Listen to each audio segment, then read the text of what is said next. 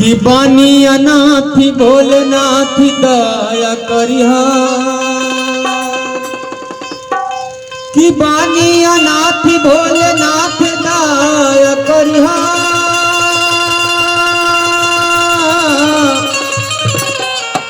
बीच भंवर में बनैया बाबा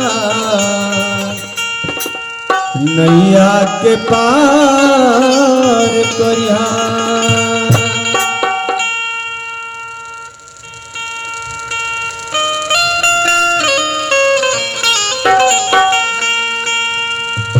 अरे छोड़ी छोड़ी काम धाम घर ही में चर्चा करावा ताड़ी हो हमर छोटा की बहिनिया।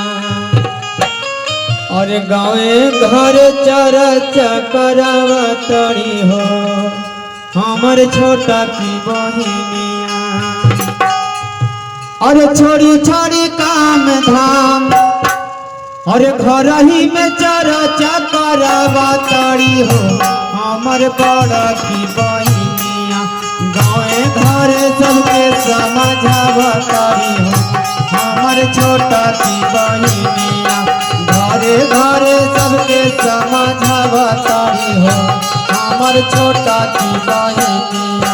छोड़ी छोड़ी काम धाम घर ही में चर्चा करावा ताड़ी हो हमर छोटा की बहिनिया। छोड़ी छोड़ी काम धाम घर ही में चर्चा करावा ताड़ी हो हमर छोटा की बहिनिया। गाँवे घरे सबके समझावा ताड़ी हो हमर छोटा की बहिनिया।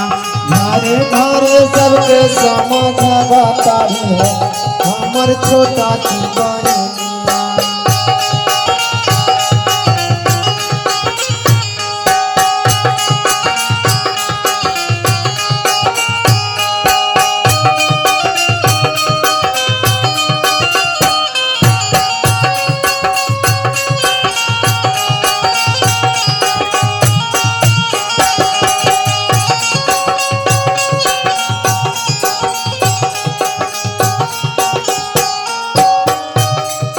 बन जा शिव के शिष्य तोहर बन जाई भविष्य। ऐसन मौका नहीं मिली जानी करा तू।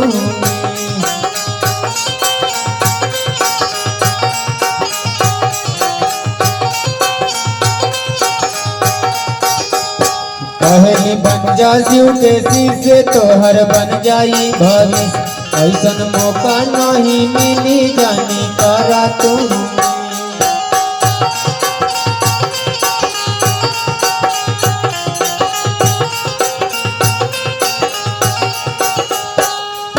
बेलवा के पतिया तोरी तोरी शिव पर चढ़ावा ताड़ी हो हमर छोटा की बहिनिया।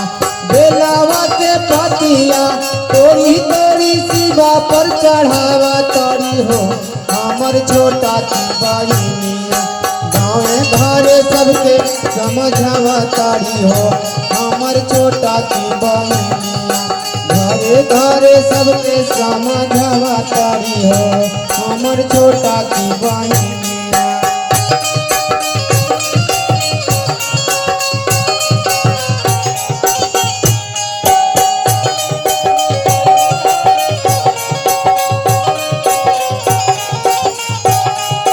चर्चा करई गोए शिव गुरु अंगना में आई हजारो। चर्चा करई गोए शिव गुरु अंगना में आई हजारो। कबो नहीं जई है शिव गुरु हमारो नजरिया से दूर। कबो नहीं जई है शिव गुरु हमारो नजरिया से दूर। चर्चा करई गोए शिव गुरु अंगना में आई हजारो। चर्चा करई गोए शिव गुरु अंगना में आई हजारो।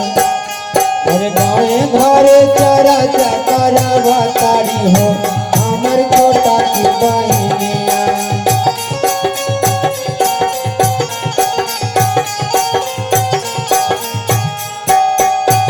पहली काला शिवा चारा चाहो जाई नैया पार। शिव गुरु सुनिए है यारा जी वाहिनी तोहार। पहली काला शिवा चारा चाहो जाई नैया पार। यारा जी भैया बहनी हमारा पार।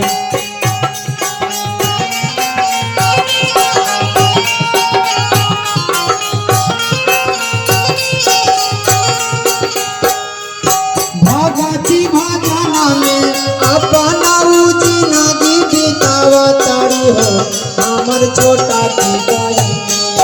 भगती भजना में अपना जिंदगी बितावा तारी हो हमर बड़ा की बहिनी। गाँव घर चर्चा करवा तारी हो हमर छोटा की बहिनी। घर घर चर्चा करवा तारी हो हमर छोटा की बहिनिया।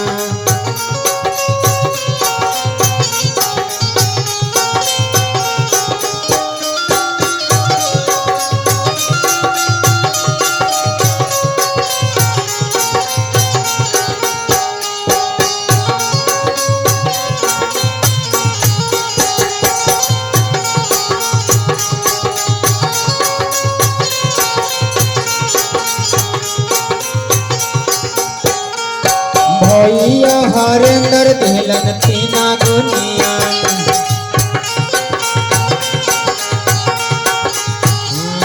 भैया हरेंद्र दिलन तीना गुनिया।